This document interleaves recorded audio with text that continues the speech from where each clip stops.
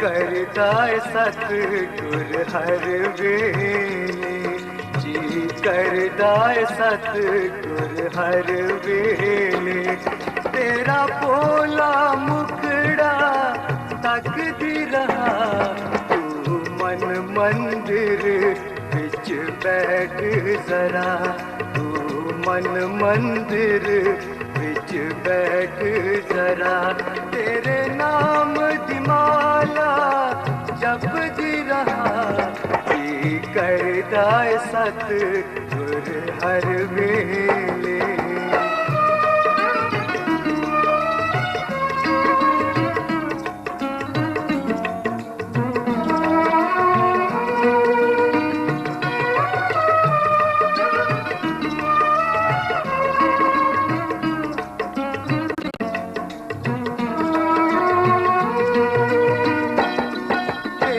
चरना बिन कोई और नहीं, मैनू तेरे जिहा कोई और नहीं। तेरी मेहर मिले जे ऐ सतगुर, फिर मैनू कुछ भी और नहीं। जद सब कुछ दे बनवाला तू, जद सब कुछ दे बनवाला तू, फिर दस कहा तो मैं चकदी रहा, जी करदाय सतगुर हर वेले।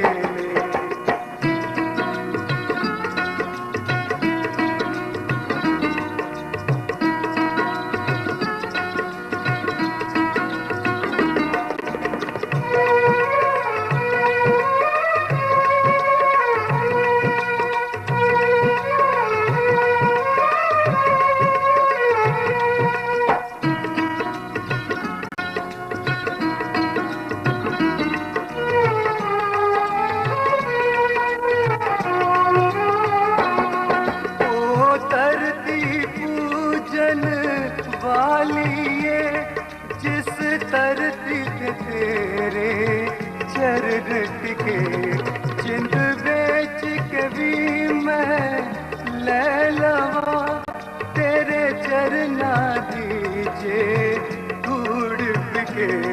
तेरी तूड़ी अमृत लगती, तेरी तूड़ी अमृत लगती।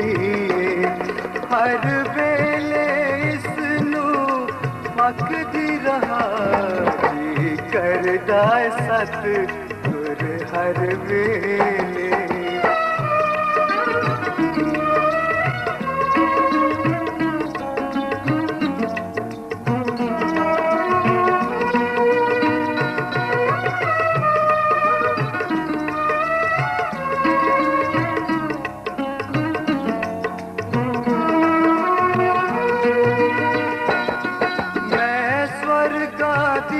क्यों चाह करा, तेरे चरना बिच ही स्वर्ग मिले।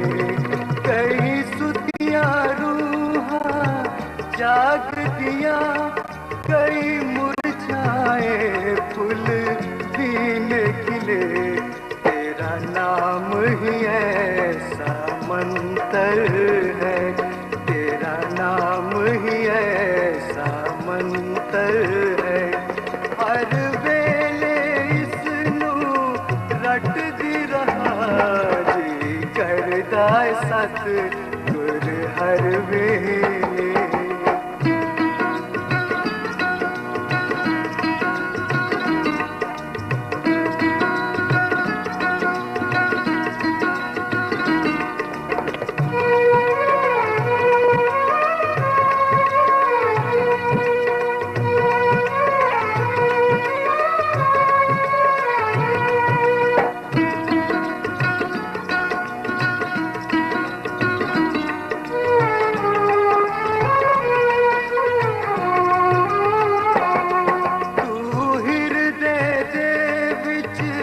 बस आए तू नैना दे विच धस आए, एक पल भी ना मैं दूर रहा, मन ऐसा चरना च बस आए।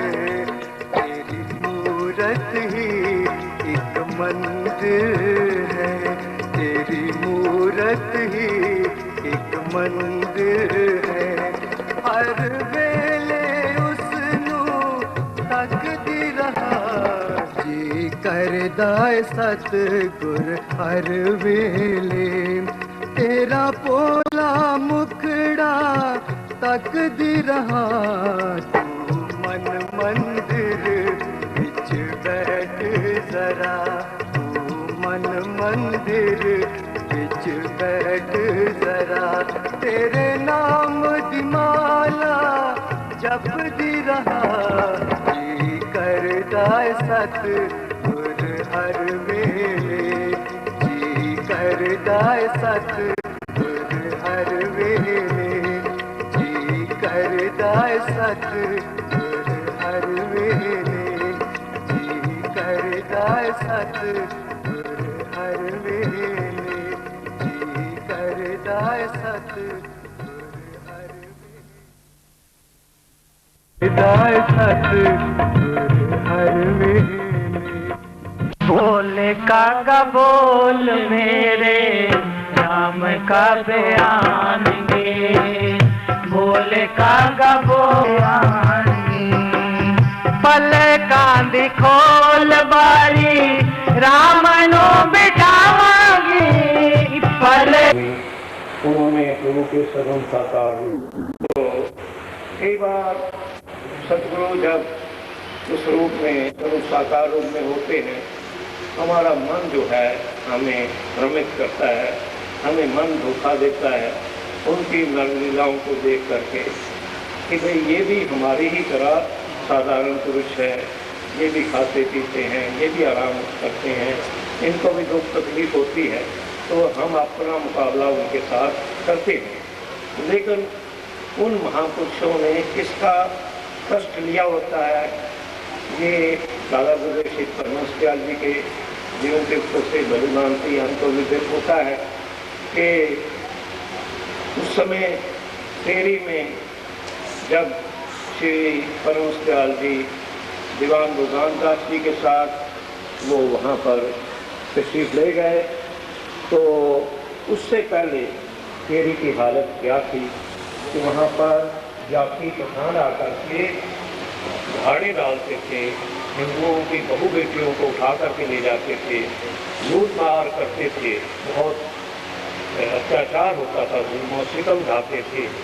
लेकिन जब से श्री परमहंस दयाल जी का पदार्पण हुआ, तब से वो लूट खसूट सब बंद हो गई और पीढ़ी के नवाब, पहाड़ के नवाब श्री परमहंस दयाल जी के शिष्य बने। उन्होंने उनको अपना मुर्शिदे कामिल बनाया। तो बाद में जब उनको सभी जानते हैं कि महापुरुषों का अपना कोई दुख नहीं होता, अपना कोई सुख नहीं होता, हाँ, पर दुखी सुसंत पुनी का है। दूसरों के दुख से जो दुखी हो जाए, वो कहते हैं कि हम तो अपने ही दुख से पीड़ित होकर के कराते हैं, चिल्लाते हैं, लेकिन जो पवित्र संत महापुरुष जो है दूसरे के दुख से कांटा किसी पाँव में चुभे और आंसू किसी आंख से टपके, ये संतों की ही खूबी है, ये महापुरुषों की ही खूबी है। हम अपनी आंखों से देखते रहे, पूज्य महाराज जी बिल्कुल ठीक ठाक होते थे। किसी प्रेमी ने आकर के अपनी तकलीफ, अपना कष्ट उनके सामने रोया तो कोमल चित्त की दीन दयाला कारण में रघुनाथ के पाला। तो महापुरुषों का तो हृदय बहुत कोमल हुआ करता है और उसमें सब हृदय नवनीत समाना, कहा करने पर कहा न जाना, निज प्रताप भरोई नवनीता पर दुखी तो संत पुनीता। तो वो दूसरों के दुख से दुखी हो जाते हैं। तो उस समय सभी सभी ने श्री अद्वैत दर्शन, सच्चिदानंद प्रकाश, सभी वो ग्रंथ का अध्ययन किया हुआ है और उसमें बलिवाल जी जानते हैं कि श्री परमहंस दयाल जी के चिर में फालिज हो गया था, फालिज हो गया था बाईं ओर। और उस समय जो है लोग बड़े दुखी भी हुए, मन में सशंकित भी हुए और उस समय एक दिन सबकी क्षमता की निवृत्ति के लिए श्री परमहंस दयाल जी ने फरमाया था कि भाई आप समझते हैं कि हमें शारीरिक तकलीफ है, शारीरिक कष्ट है, पता नहीं हमने तेरी की मुसीबत को अपने शरीर पर झेला हुआ है, अपने शरीर पर लिया हुआ है। तो ये महापुरुषों की बात है, साधारण जनों की बात नहीं है। तुम्हारे हजूर क्या थे, कितना उनका कोमल हृदय था और कितने दुख दूसरे के दुख को देख करके उसकी निवृत्ति में लग जाते थे। वो सबका दिल जानता है, सब यहाँ संगत बैठी हुई है, किसी के साथ क्या बीती, किसके साथ क्या बीती, वो सबकी अलग दास्तां है, अलग कहानियाँ हैं और दोष छिड़ जाए तो बहुत देर हो जाएगी।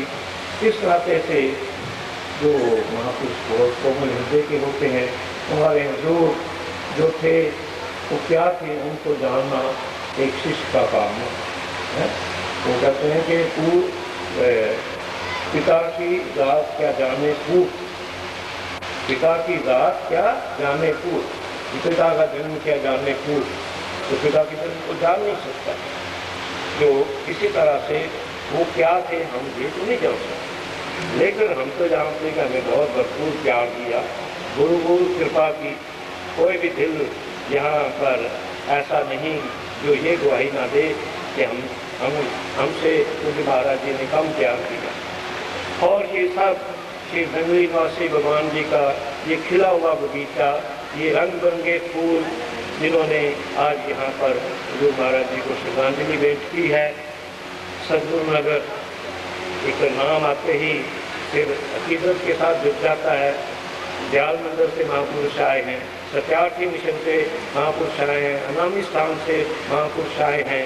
हमारे अपने ही जो गुरु महाराज जी के अनन्य गुरुभाई थे और निजातम प्रभु के लाल थे श्री निजातम आश्रम से, और हमारे परम श्रद्धेय गुरुतुल्य महामंडलेश्वर स्वामी गुरु प्रेमानंद जी महाराज, वो युगल जोड़ी जो एक साथ, जिनके लिए स्वामी निजात्मानंद जी महाराज ने ये शब्द फरमाए थे कि ये हमारी दाई और बाई आंख है। स्वामी गुरु प्रेमानंद जी और महाराज श्री दोनों ही हमारी जो हैं दाई और बाई आंख है। तो जैसे दोनों आंखें शरीर को प्यारी होती हैं, एक आंख नहीं, तो इसी प्रकार से ऐसा सुने, ऐसा प्रकार सुने तो निजातन प्रेम आश्रम से मेरे परम स्नेही भैया परमादरणीय स्वामी श्री प्रेमानंद जी महाराज और अभी संत बहन मेरी आई हुई हैं और बटाला से आए हुए हैं और अलवर से आए हैं, अबोहर से पूज्य स्वामी सत्यानंद जी महाराज आए हैं। किन किन का मैं नाम लूँ, सभी ये खिला हुआ ये गुलशन है गुरु महाराज जी का, जिसमें रंग बिरंगे ये फूल अपनी महक अपनी खुशबू से सबके दिमागों को तर कर रहे हैं, सबके दिमागों को सुगंधित कर रहे हैं, अपनी सुगंध भरपूर ये बिखेर रहे हैं। और महापुरुषों का काम भी यही होती है। गोस्वामी तुलसीदास जी ने महापुरुषों की वंदना करते हुए कहा कि बंदो संत समान चित्त, हित अनहित नहीं कोई। मैं समान चित्त वाले संतों की वंदना करता हूँ। समान चित्त हमारा तो है विषम चित्त, हमने ये भेद है हम शारीरिक भेदों को लेकर के बैठ जाते हैं। है तो सब उनकी, सबसे संतान है वो महापुरुष, वो सभी संतान उसी की हैं। ना को वैरी ना ही बिगाना, सगल संग हमको बनाई, मानस की सजरात सबे एको पहचान वो। तो सब हैं तो उसी परमपिता की संतान, कोई सतगुरुदेव जी महाराज के शिष्य, लेकिन हम शारीरिक दृष्टि से देखते हैं, ये अंतर है। हम कर्म चक्षुओं से फैसला करते हैं और महापुरुषों जो हैं वो तो आत्मीयता की भावना से, आत्म सर्वभूतेषु, वो सभी ही भूत प्राणियों को अपनी आत्मा से, आत्मा के समान समझते हैं। तो ये हमने और उनमें अंतर हुआ करता है। तो वो जैसे उसमें उन्होंने वंदना में कहा, वो संत तुलसीदास ने कि समान चित्त हित है अनहित नहीं हो, उससे भला ही भला जीव का होगा, अनहित हो ही नहीं सकता, बुरा हो ही नहीं सकता। मन वचन कर्म से वो दूसरे का बर्बाद ही करते हैं, भला ही करते हैं।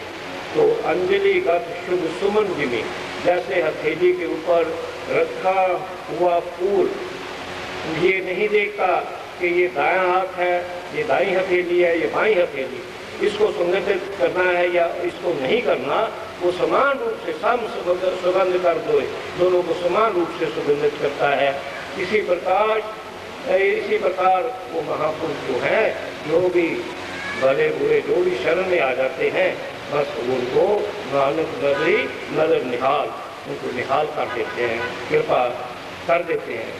कुछ महाराज जी फरमाते थे, महापुरुषों में कृपा जोश मारती है, जैसे सांप, फनियर सांप हो, जहरीला सांप, कोबरा, तो उसमें जब जहर जोश मारता है तो उस वक्त वो डसने की करता है, किसी को डंक मारने की कोशिश करता है, तो चाहे वो पत्थर के ऊपर डंक मारे तो वो जहर मोरा बन जाता है। तो इसी तरह से महापुरुषों की भी कृपा जोश में आती है, कृपा जोश में आती है, और उस समय वो कृपा करने पर उतारू हो जाते हैं। जो भी आ गया उसके आगे तो उनके ऊपर कृपा भरपूर कृपा कर दी। तो अपने बारे में तो जानता हूँ, हकीर से हकीर तक मेरा मुकाम है, मगर बुलंद हूँ तो इसलिए कि हूँ तेरी निगाह। हकीर से हकीर तक मेरा मुकाम है, मगर बुलंद हूँ तो इसलिए कि हूँ तेरी निगाह। और एक बार पूज्य महाराज जी की ऋषिकेश, बहुत पहले की बात, सन 1957 की, ग्रेजुएशन करके लखनऊ यूनिवर्सिटी से आया, महाराज जी की सेवा में मौका मिल गया। महाराज जी की सेवा में देहरादून गए, फिर हरिद्वार, ऋषिकेश के आगे अब तो बहुत परिवर्तन हो गया, और हमारे महामंडलेश्वर स्वामी अपना स्वतंत्र मुनि जी महाराज ऋषिकेश से पधारे हुए हैं, और यहाँ पर मेरे परम पूज्य महामंडलेश्वर स्वामी रामानंद जी महाराज और महामंडलेश्वर डॉक्टर स्वामी विवेकानंद जी महाराज, भगवत धाम वाले, हरिद्वार वाले, वो बोल करके चले गए, जो विराजमान हैं, और वो अभी थोड़ी देर पहले मंच से अपनी श्रद्धांजलि भेंट करके गए हैं। तो ये जानते हैं कि ऋषि का 57 की बात, लक्ष्मण झूला से पैदल जाना पड़ता था, अब तो पुल बन गया, क्रॉस हो गया, और वो किश्तियों के द्वारा भी क्रॉस करते हैं, लेकिन लक्ष्मण झूला से पैदल जाना पड़ता। तो रास्ते में जब स्वर्ग आश्रम से आप परमार्थ निकेतन की ओर आगे बढ़ते हैं, गीता प्रेस और परमार्थ निकेतन गीता भवन के आगे, उससे पहले बिल्कुल लक्ष्मण झूले के बाद, तो वहाँ उन दिनों क्या दृश्य होता था कि बहुत से बहुरूप धारण करके, यानी बहुरूपीय वो जो हैं साधु बने हुए हैं, और ऐसे वो स्वादिष्ट हैं, जड़ समाधि उन्होंने लगाई हुई है, पता ही लगा, आँख भी नहीं झपकते, और इस तरह से कि बिल्कुल मूर्ति रूप हैं। तो ऐसे वो दृश्य देखने को मिलते थे। तो महाराज जी, मैं तो पहली बार ऋषिकेश महाराज जी के साथ गया था, तो महाराज जी ने उनकी ओर संकेत करके कहा कि देखो ना, है ये तो जब मूर्तियाँ हैं। मैं भी हैरान था, मुझे जितनी समझ थी उस समय हमारे। तो आगे बढ़ गए, और वहाँ श्रद्धालु यात्री जाते हैं, तो वो उनके आगे मत्था टेकते हैं, पैसे वगैरह तो थोड़ी देर के बाद महाराज जी थोड़ा आगे बढ़ गए और पीछे कहने लगे तो पीछे मुड़ करके देखो। जब पीछे मुड़ करके देखा तो क्या देखा कि वही जो बिल्कुल मूर्ति रूप नजर आ रहे थे, तो वो तो जो पैसे लोग मथा टेक गए थे श्रद्धा के कारण, वो समेट करके अपने आसन के नीचे कर लें। उनका ये दृश्य देखा। उसके बाद परमार्थ निकेतन में जाने का महाराज जी पधारे वहाँ पर, और वहाँ पर स्वामी एक रसानंद जी महाराज की मूर्ति, स्वामी एक रसानंद जी महाराज और दो महापुरुष स्वामी महामंडलेश्वर स्वामी ब्रजनानंद जी महाराज, उनके भी पवित्र दर्शन किए हुए हैं, और महामंडलेश्वर स्वामी शुद्धदेवानंद जी महाराज, उनके भी पावन दर्शन करने का सौभाग्य इस केंद्र को मिला हुआ है। तो बड़े विलक्षण महापुरुष थे। तो उन्होंने स्थापना की उसकी परमार्थ निकेतन की। तो वहाँ जब हॉल के अंदर प्रवेश किया तो एक महापुरुष विराजमान है, और भारत जी घुमाने लगे कि देखो जब चल के आगे चल कर के दर्शन करते हैं। जब आगे चल कर के दर्शन किए तो वो स्वामी एक रसानंद जी महाराज की वो स्वरूप था, मूर्ति थी, श्री बजाया था। तो भारत जी कहने लगे फर्क समझ में आया, फर्क समझ में आया कि ये महापुरुष अब मूर्तिमान है, लेकिन हमें क्या नजर आ रहा है कि ये सजीव है। तो ये महापुरुषों की खूबी होती है, उनके चरित्र की भी अनुकरण किया जाता है, उनके चरित्रों का भी और उनके चित्रों की भी पूजा होती है। और एक वो आपने दृश्य देखा कि वो संत वो पैसा माया के लिए वो आसन ऐसे वो एक्टिंग कर रहे हैं। तो उसमें बहुत सी महाराज जी इस तरह के उदाहरण दे करके समझाते थे। बहुत सी घटनाएं हैं, किसके समय वर्णन करूँ, लंबा हो जाएगा प्रसंग। एक बार नंगली दरबार श्री गुरु महाराज जी ने नंगली को अजमत बख्शी है, और नंगली का नाम सारी दुनिया में फैला हुआ है। मुझे भी अनेक जगह जाने का मौका मिलता है, अनेक बार गया। तो वहाँ पर विश्व के कोने कोने में नंगली का नाम बड़े ही आदर सत्कार के साथ लिया। तो नंगली को ये महानता किसने बख्शी? ये तो साधारण गांव नंगली आजर सलेमपुर है। और जब श्री गुरु महाराज जी वो हमारे सतगुरुदेव नंगली निवासी भगवान जब 1935 दिसंबर में यहाँ पर पधारे, और वहाँ से चलने से पहले त्रिपुरी जिला गुजरात दिवाली के दूसरे रोज उन्होंने त्रिपुरी को पंजाब को अलविदा कर करके यहाँ आने का उन्होंने स्पष्ट तौर पर उन्होंने भविष्यवाणी कर दी थी कि 12 साल के बाद पंजाब, सिंध और फ्रंटियर में एक ऐसी आंधी आएगी कि माँ बच्चे को नहीं पहचानेगी, और उस समय आपके लिए एक स्थान होगा, और ये स्वरूप आपको इनके इस स्वरूप के दर्शन जो है शीशों में होगा। ये श्री गुरु महाराज जी ने अपने विषय में, महापुरुष तो भविष्य दृष्टा होते हैं, वो भविष्य, हम तो ज्योतिषियों के पास जाते हैं, अखबारों में देखते हैं, अपनी किस्मत का आईना देखते हैं, क्या कुछ देखते हैं, लेकिन वो तो त्रिकालज्ञ के महापुरुष होते हैं, सर्वज्ञ महापुरुष होते हैं।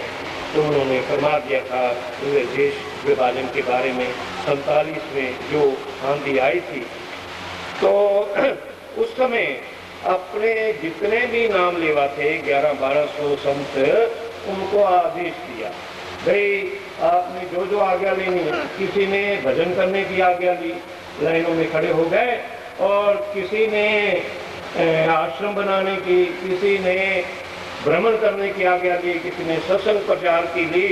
तो इस प्रकार से सभी ने अपनी रुचि के अनुसार आज्ञाएं ली। तो उस समय जब महाराज जी की बारी आई तो महाराज जी का हाथ अपने कर कमलों में श्री नंगली निवासी भगवान ने पकड़ करके ये फरमाया, भाई तुम क्या करोगे, हाँ तुम क्या चाहते हो? तो उस समय महाराज जी ने क्या अर्ज की, हजूर मैं तो बिल्कुल अनपढ़ हूँ, बिल्कुल निकम्मा हूँ, हाँ किसी काम के थे नहीं, कोई ना छूता छाऊं, सतगुरु की कृपा भई तो पूजन लागे पाऊँ। तो मैं तो कुछ भी नहीं कर सकता, स्वामी महाराज निजातन प्रभु की सेवा करूँगा, 2 भजन बोल करके पेट पाल दिया करूँगा। ये महाराज जी ने ये शब्द कहे। उस समय श्री वो नानक नगरी निहाल वाली बात हो चुकी थी। श्री गुरु महाराज ने मौज में आ गए थे, तो कहते मौज में जब आ गए तो कतरे से दरिया कर दिया। तो उस समय उन्होंने फरमाया, नहीं भाई आपने तो बहुत काम करना है, परमात्मा का बहुत काम करना है। और हाथ पकड़ा हुआ था कर कमल अपने कर कमलों में। तो उस समय उन्होंने कहा 1 2 3 4 आश्रम तो जरूर बनाओगे, और यूपी में आपने बहुत काम करना है। आप रामचरितमानस कंठस्थ कर लो, याद कर लो। तो महाराज जी ने विनती की, हजूर वो कोई जब्दी साहब तो नहीं, वो छोटा सा दुखता तो नहीं कि उसको मैं ज़ुबानी याद कर लूँ। तो उस समय कहने लगे, नहीं आपने यूपी में बहुत काम करना है। और सभी भक्त जानते हैं महाराज जी का सत्संग गुरबाणी के ऊपर और रामचरितमानस के ऊपर आधारित होता था। जो भी सत्संग, आप सत्संग की अनेक पुस्तकें हैं, साहित्य है शासक मिशन का, उसको पढ़ करके देखिए तो उसमें वही रेफरेंस आपको मिलेंगे और ऐसे ऐसे उदाहरण आपको मिलेंगे, ऐसे ऐसे दृष्टांत मिलेंगे। हमारी आंखें खुल जाती हैं कैसे गुरु सेवा की जाती है, तो कैसे महापुरुषों ने किया, तो लंबी बातें हैं। तो एक बात की ओर कि मुझे कि महापुरुषों की रसाई कहाँ तक होती है, पहुँच कैसे होती है, कितनी दूर तक होती है। वो कबीर जी ने कहा कि लाख कोस पे गुरु बसे, दीजिए सुरत पठाए, शब्द तुरी स्वार हो, क्षण आए क्षण जाए। तो भाई दूरी कोई दूर नहीं, ये दूरी नहीं, ये शरीर की दूरी, ये दूरी नहीं है। दूरी का तो वहम है तुझको, दिल से वो दूर नहीं, पास खड़े हैं सुनने वाले, देख के जरा आवाज को देख। तो एक घटना मुझे याद आती है, महाराज जी को आज्ञा दे करके, सबको आज्ञा दे करके श्री गुरु महाराज जी सतगुरुदेव भगवान ये दिल्ली आ गए।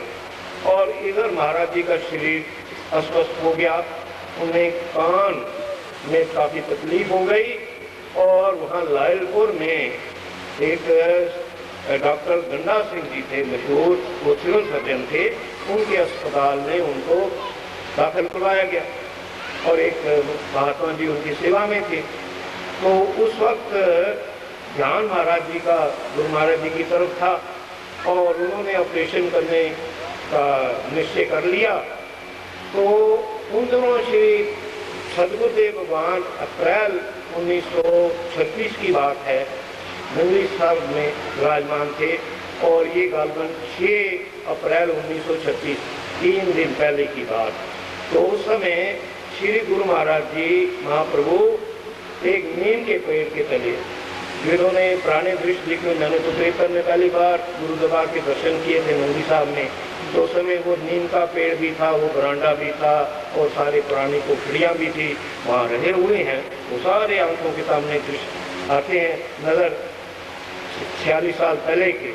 तो उस समय श्री गुरु महाराज जी ने अपना परंतु कोई इलेक्ट्रिसिटी होती नहीं थी। और मुझे याद है कि ये 66-67 की बात है कि वसंत का बनाया जा रहा था, वसंत के वो यहाँ पर गुरु महाराज का पावन जन्म महोत्सव, उसी रात को यहाँ पर बिजली इलेक्ट्रिसिटी यहाँ पर नंगली गांव में आई थी। और उस समय सब ने बड़े ही जय घोष किया था और जगमगाव, गुरुमंत्र जगमगा उठा था। तो उस वक्त जो है श्री गुरु महाराज जी दोपहर का समय था, तो उस नीम के पेड़ के तले पलंग बिछा करके विश्राम कर रहे थे।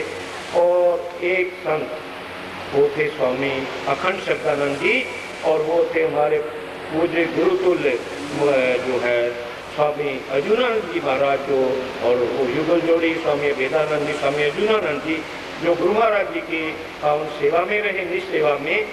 तो उनके पिताजी श्री गुरु थे, वो टीचर थे, स्कूल टीचर। वो समय वृद्धावस्था भी थी उनकी, वो उनको पंखा झुला रहे थे, श्री गुरु महाराज जी को सेवा कर रहे थे। तो इधर महाराज जी का ध्यान लैलपुर से इधर था कि गुरु महाराज जी खबर उनको आया, उन्होंने देखा कि श्री गुरु महाराज जी नीम के पेड़ के तले हैं, चारपाई बिछी हुई है और वो ऐसे पंखा झुला रहे हैं। और इतने में वो वृद्ध शरीर होने के कारण, थकावट होने के कारण स्वामी अखंड शब्दानंद जी को ऊँघ आ गई और उनके हाथ से पंखा गिर गया। अब जुबाई को पंखा को वो हवा नहीं हो रही। तो वो ही क्षण, उस समय महाराज जी को गुरु महाराज के दर्शन हुए और लायलपुर अस्पताल से लेकर के यहाँ तक एक लंबी सुरंग बन गई और उसमें महाराज जी ने क्या किया कि आप सब जानते हैं कि महाराज जी के हाथ कांपते थे बीमारियों के कारण, ऑपरेशनों के कारण, बहुत व्याधियाँ महापुरुष दूसरों की लेते हैं। तो उनको भी हार्ट ट्रबल थी और मैं भी हार्ट पेशेंट हूँ। वो कुछ ना कुछ तो मिलती है ना सौगात, और वो डिब्बा मुझे दवाइयों का 1980 में ही मिला था और वो बढ़ता ही जा रहा है, उसका आकार वॉल्यूम बढ़ता ही जा रहा है और दिन में तकरीबन 30-35 गोलियां रोज खानी पड़ती हैं। लेकिन मैंने कंप्रोमाइज किया हुआ है, समझौता किया हुआ है। अगर गोलियां खा करके गुरु महाराज सेवा ले रहे हैं इस शरीर से, तो जैसे इनकी मौज और जैसे जब तक इनकी इच्छा है वो सेवा लें, इस रूप में लें, वो राजी हैं हम उसमें जिसमें तेरी रजा है। तो उस समय महाराज जी का हाथ कांपते थे, उन्होंने अपना दुपट्टा उतार करके कांपते हाथों से ऐसे झुलाना शुरू कर दिया, यानी भावना से गुरु महाराज जी के हवा करने लगे और वो हवा, वो सीधी सुरंग जो बनी हुई है वो वहाँ गुरु महाराज जी के वस्त्रों को वो हवा पहुँच रही है और गुरु महाराज का चोला जो है वो हिल रहा है। बोल जयकारा, बोल श्री गुरु महाराज की।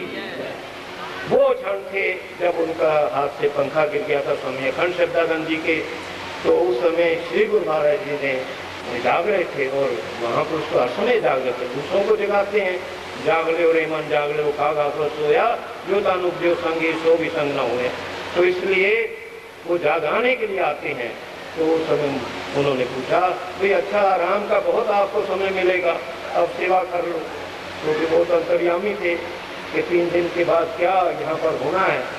तो उस समय उन्होंने कहा भाई आराम का बहुत समय आपको मिलेगा, अब सेवा का वक्त है, आप सेवा कर लो। तो ये मैंने एक बात आपसे अर्ज कर दी। बहुत सी ऐसी बातें हैं तो इनको कहूँ तो लंबा ही बात हो जाएगी।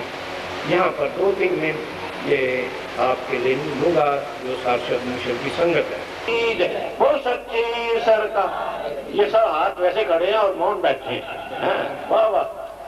और महाराज जी दो रुखी है वो कहते हैं दो रंगी छोड़ दे, यक रंग हो जा, तो सरासर मोह